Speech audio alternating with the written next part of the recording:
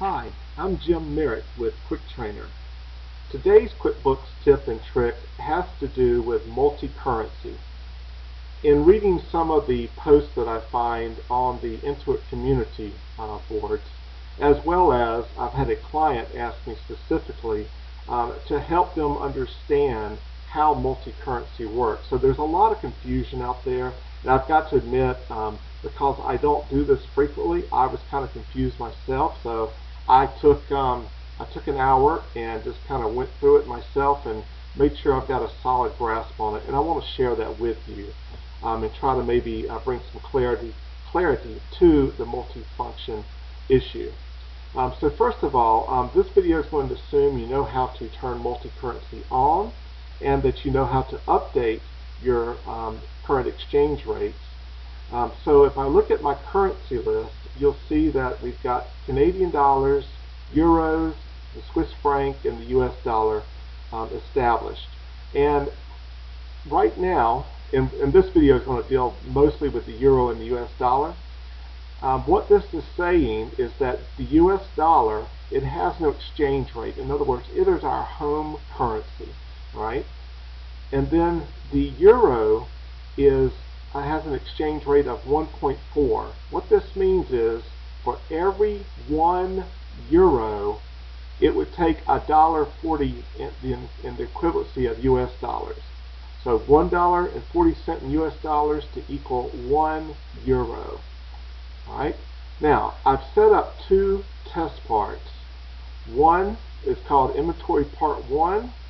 The other one is called Inventory Part 2. And one of the things that I need to make really clear here, when you're setting up your items, it doesn't matter what currency you're dealing with. This is always going to be set to and mean whatever your home-based currency is, in this case, US dollars. This is US dollars. It costs us $1 in US dollars. It sells for $2 in US dollars. All right? And that's the case with all items. You do not set up items in another currency other than your home currency, and again, in this case, US dollars. I illustrate that because there seems to be some confusion there. Alright, so the first thing we want to do is get some on order, or get some items to sell. And so we'll start with just creating a purchase order. And I'll click on Create Purchase Orders. I'm going to order this one, my Euro vendor, and I'm going to order Inventory Part 1 and Inventory Part 2. Again, this is a PO, but I want you to notice now that it has converted our US into euros. Okay, it's done the conversion for us, the inverse, if you will. And I'm going to order 100 of these, and I'm going to order 100 of the Euro Test Part 2 as well. So you can see in euros the total is $171, but the US dollar equivalency is $239.40. Now you may wonder, why is it not $100 or $240? And it has to do with rounding. Even though there is no more decimal places here, it still is doing some rounding, and the impact is about 60 cents. Alright, so once I have this saved, and now we submit this to our vendor, the day comes now when we actually get our order in, or we receive our inventory. So I'm going to enter the Euro vendor. It's going to tell me that I have a PO out there. Would I like to use it? I'm going to click yes. And this is now going to close that PO once I've saved this bill, assuming that my quantities don't change. And again, you can see the same costs, the same amounts are expressed here that were expressed on the purchase order. Now, if I were to change my euro, that would impact this. We don't want to do that at this point.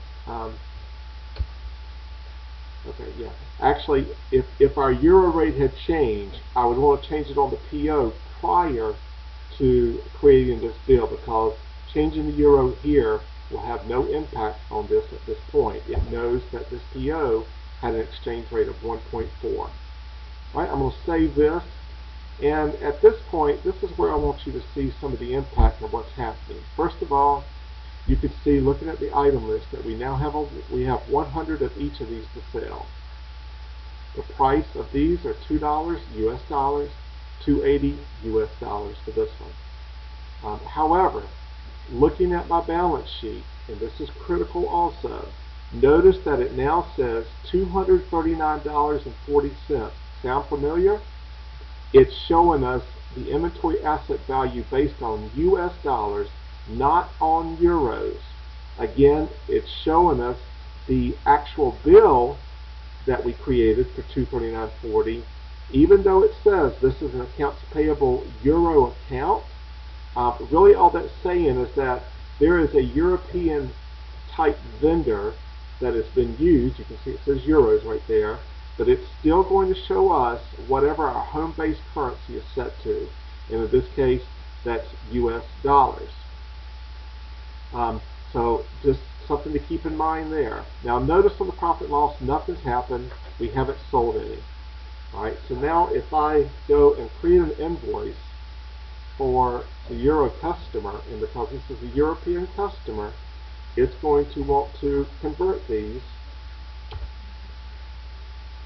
And we'll say inventory part 1.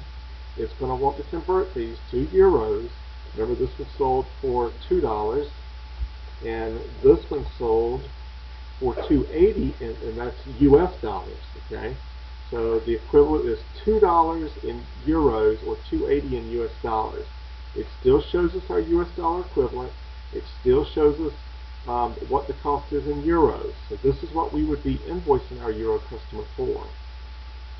Okay, now let me show you the balance sheet. You can see here that our inventory asset has gone down, and it's gone down by the cost of what we just sold, and our accounts receivable again is $48, again expressed in US dollars, not in euro dollars. Even though this points to a euro accounts receivable, all that means is these are European customers, okay, or Swiss franc customers. It would create another accounts receivable account. If we were ordering from a Swiss vendor, we would have an accounts payable Swiss account, but everything on the balance sheet, everything on the profit and loss is still expressed in US dollars. And here you can see there's where the cost of goods was moved over for this invoice. Alright, I hope this helps, and if you have any questions, you can contact us at QuickTrainer.biz. That's www.quicktrainer.biz, or you can call us 910-338-0488. Make it a great day.